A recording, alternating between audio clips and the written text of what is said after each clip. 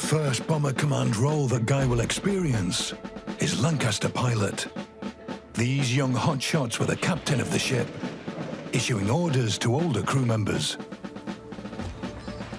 Guy will get behind the controls of the aircraft belonging to the Lincolnshire Heritage Aviation Museum in East Kirkby, near Skegness. His instructor, Flight Lieutenant Mike Chatterton, was one of the RAF's most experienced large aircraft pilots.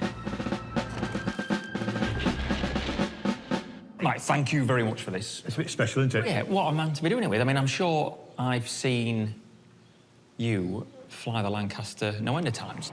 I flew it to do very special things like fly down the Mall, dropping poppies on the Queen's head.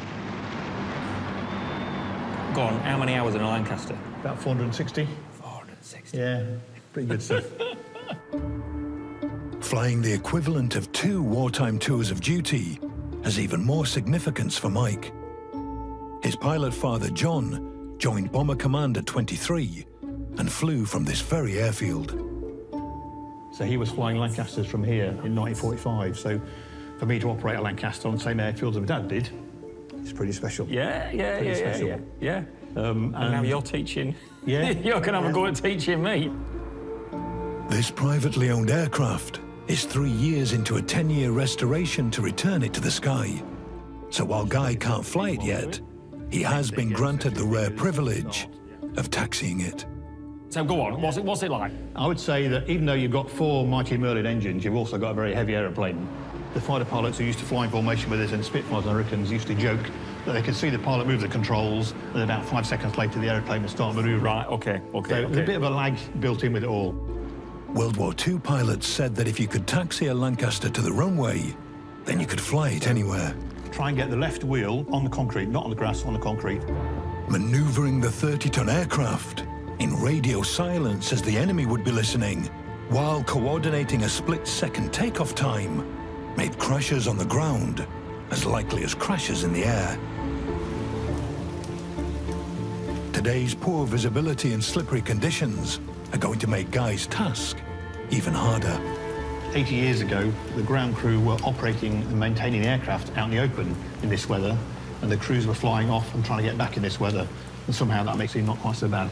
Yeah. We always say we're not being shot at, are we? No. Right, where do you want me? Cheers, Mike, thank you. Flight engineer Brad Winder will monitor the engines in a cockpit that is a long way from business class.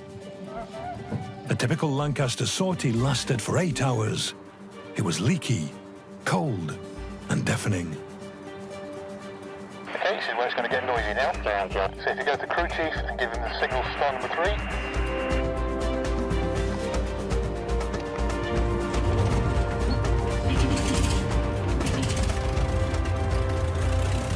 Got oil pressure, fuel pressure light is out. Okay, I'm going to set 1200 on the RPM. Clear 4, turning 4.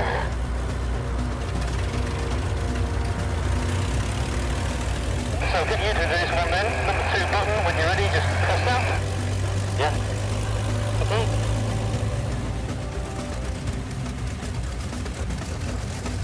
Okay, that's it. And number 1. Now you've got the basic idea how it all works. But you can't go now then. So we'll set the taxiing power. Remember what taxi power is? As far as Guy's concerned, I was quite surprised. Initially, a bit hesitant. You can bring all the way back hard. And it is a bit of a maelstrom of inputs, really. You've got noise, and then you've got the combination of all these different power settings and pressure settings, etc., etc. And I think it just comes as a great big mass to start with. Yeah, the light was flashing. The memory card's full. You'll have control, release the brakes. And we're off. That's it, that's you taxiing a Lancaster. He seemed really quickly to grasp the combination of brake and power to steer. Do a left-hand turn now, so lift the rudder forward and squeeze the brake. Pull the brake trigger and it has a bit of an effect. You can go a bit more, a couple more presses, and then it starts going where you want it to.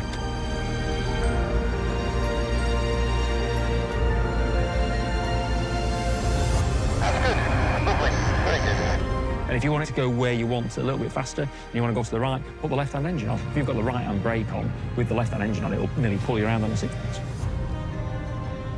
You can tell he's used to operating old aeroplanes. With 4 Merlins, each one has its own individual character, so each one has to be treated slightly differently on the throttle. I then said to him, right, you know, well, now consider that's the training over. Show me what you can do. So we went and did what we call a high noise run, sort of simulating a takeoff. I'll give you a thumbs up. You'll release the brakes. We'll try and stay in a straight line. Ready? Yeah, good. Right. 2,000 RPM coming up. The challenge is trying to stop a Lancaster at full power from careering off the runway.